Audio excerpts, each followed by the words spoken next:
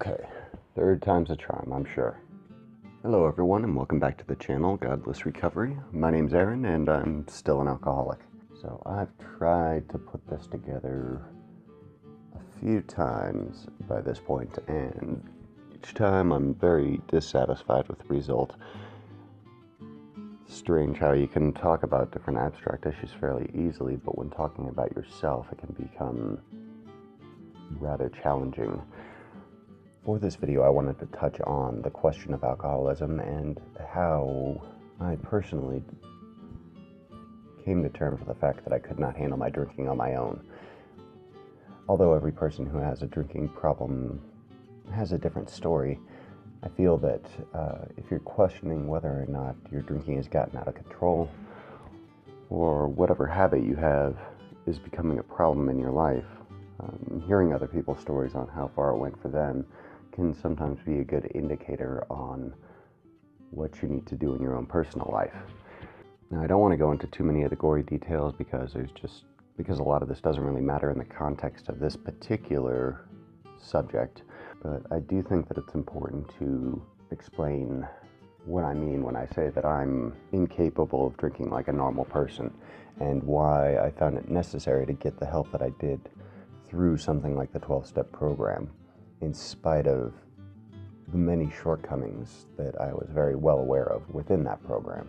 My drinking began fairly early, around 13 or 14, and I always had a very high tolerance to alcohol, partly from my genes and partly probably because I don't know when to say no. I was always able to drink an unsettlingly large amount.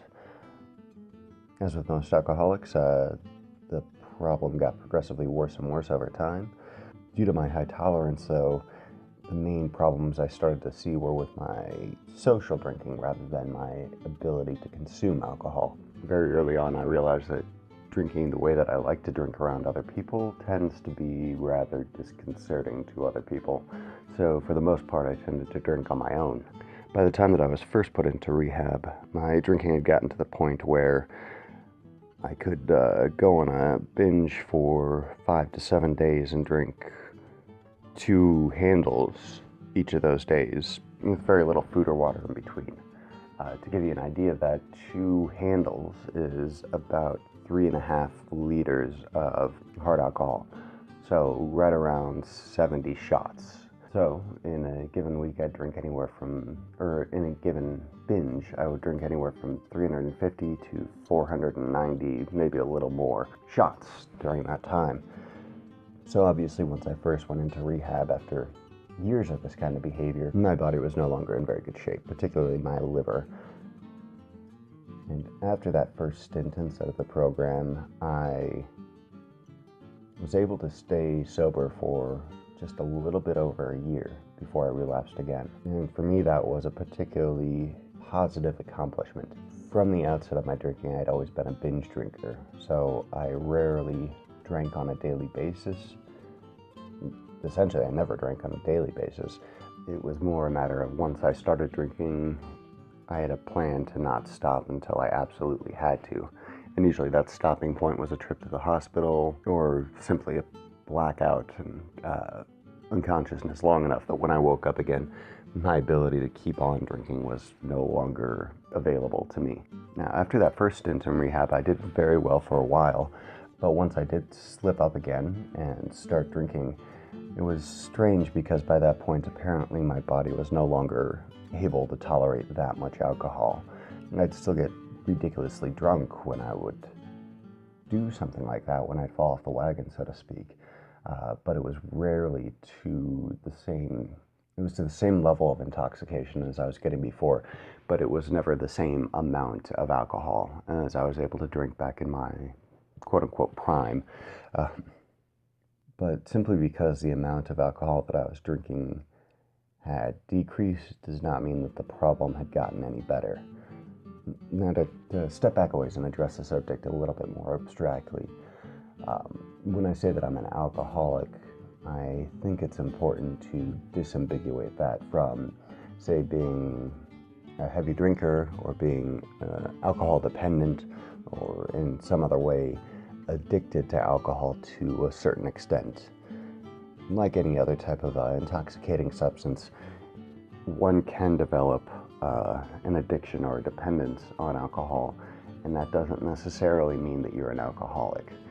Many of those people, if they stop drinking for an extended period of time, are able to go back to drinking normally.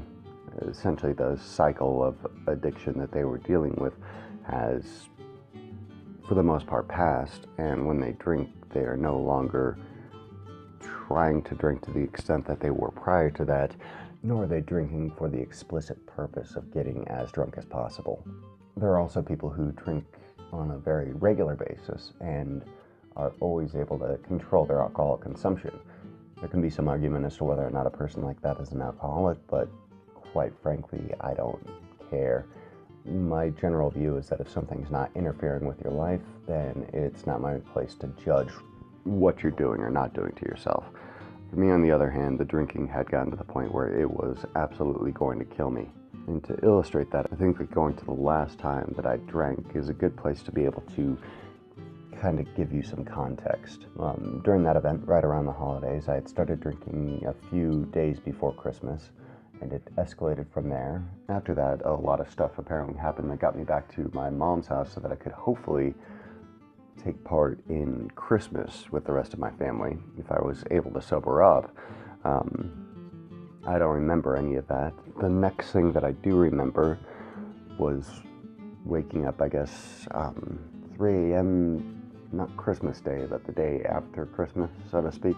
So Christmas had already passed. It was late that night, early the following morning. And when I came to, didn't really know that it was that Christmas had already passed. My last memories were from early in the morning on Christmas Eve. So big blank space in between the two. Of course, at that house, all the alcohol had been hidden away because they knew that if there was anything around for me to steal or take or smuggle away to be able to drink, I would drink all of it. No problem at all. I was the kind of person that would go to desperate measures to be able to remain intoxicated for as long as humanly possible. So, all the alcohol was gone, and I went into the restroom to try and drink some water and just try and calm myself down and figure out what my next steps were going to be. And when I went into the restroom, I realized that there was a bottle of isopropyl alcohol sitting on the counter, essentially unopened, so completely full. It was about it was one of the bigger bottles, so about a liter's worth of isopropyl alcohol, rubbing alcohol. And I decided, fuck it, it's alcohol. It's not the same kind of alcohol, and even in that state, I was well aware that ethyl alcohol is the one that our bodies can metabolize.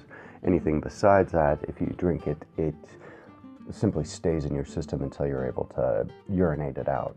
So oftentimes when you hear of people that suffer permanent brain damage or something along those lines as a result of drinking, it often comes from mixing something else into it, like rubbing alcohol or ether, or I've heard some cases of people drinking gasoline as well, as a mixture with their alcohol to get them more fucked up.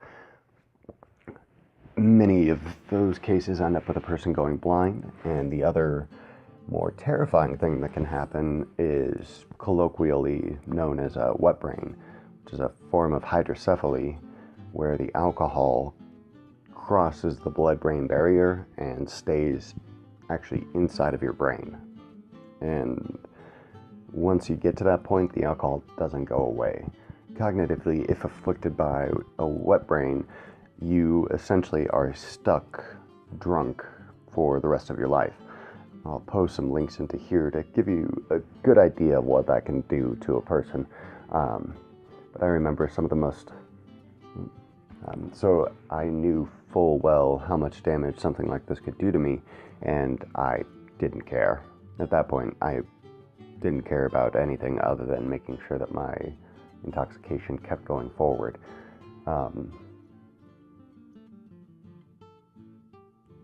So yeah, I drank that and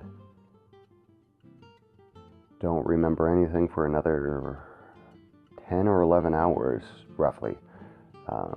When I came to, I was in more pain than I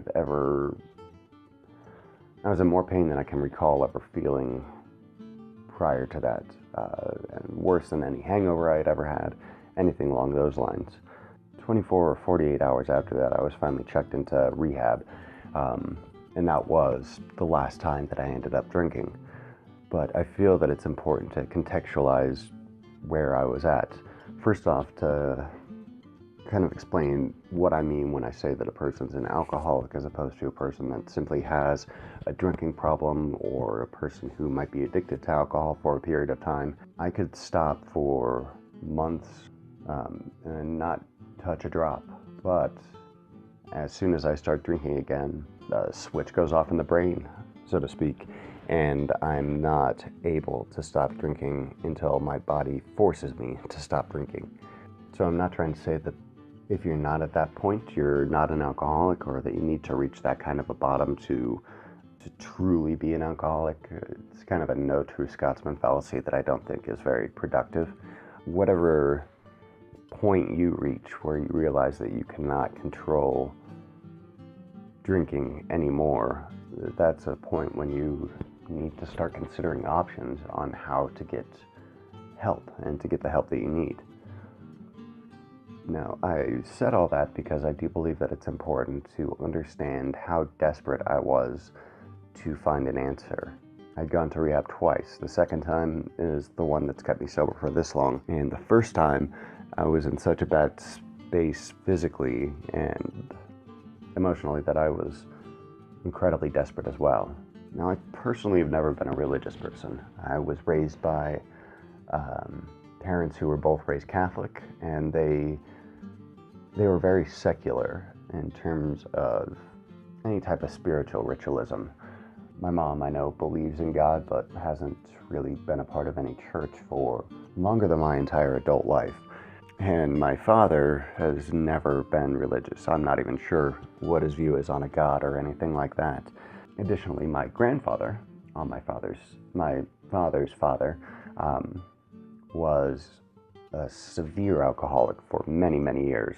Because of those types of habits, my dad got a very close first-hand look at the insanity of alcoholism can cause. This was back in the 50s when he was drinking that heavily, and when my dad was around 12 or 13, somewhere around that point, my grandfather got an ultimatum from my grandmother that he had to either stop drinking or find someplace else to live, which I've got to say is very brave of my grandmother, considering that this was in the 50s and a divorced woman was a pariah, generally, at that point in time. So he got sober, and he got sober through the 12-step program. So I knew that the program could work. He remained sober for the remainder of his life, never went back to drinking again. So I could see that the program could work from an outside perspective. But I was also aware of the spiritual aspect of the program. And although I was never really a mesotheist, I had a certain pensiveness towards any type of religion or spirituality, anything along those lines. It wasn't a matter of disliking it, it was simply a matter of not really believing the stories that I was being told. And for the most part, that was in a Christian context. I had learned about the sacraments and the blood and body of Christ and all that sort of thing, the Holy Trinity, and none of it sounded even remotely sensible to me. It sounded like a story. It sounded like the kinds of things that kids would make up.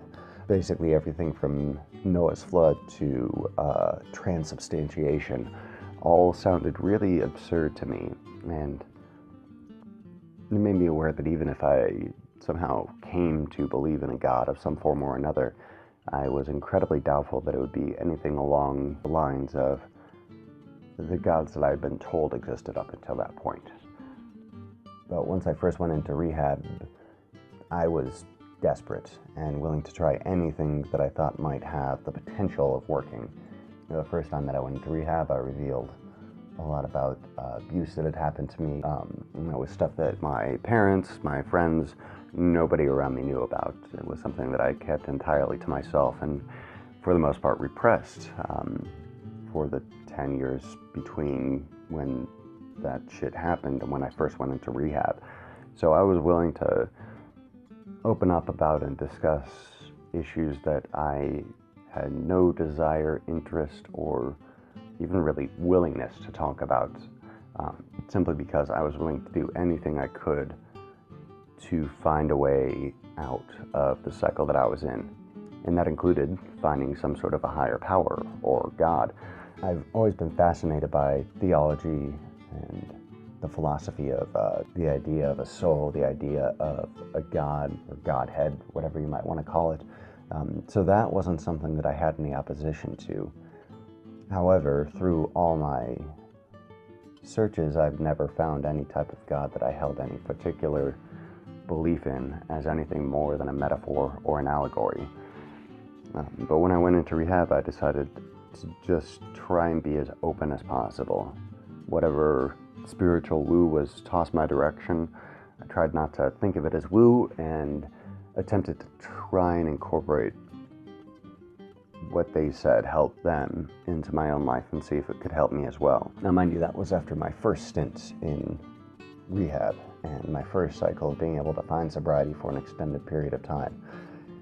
The second time around, it was much more in a medically based facility, and I got a lot of other help outside of what was available to me when I first went in. And again, I tried to be as open as possible to the idea of having a quote-unquote spiritual awakening, so to speak. And yet through all that, and up until today, I've never been able to find anything that I've utilized as a higher power in the 12-step program that I could comfortably call a God of any kind. So anyways, I hope that wasn't too much of a ramble. And as I said before, this took me this is try number 4 at getting this all out. So I hope I communicated a valuable message. As always, thoughts, comments, criticisms are always welcome in the comments below, and do whatever the hell you want to. But that's it for today. I thank you for watching, and I'll see you guys next time.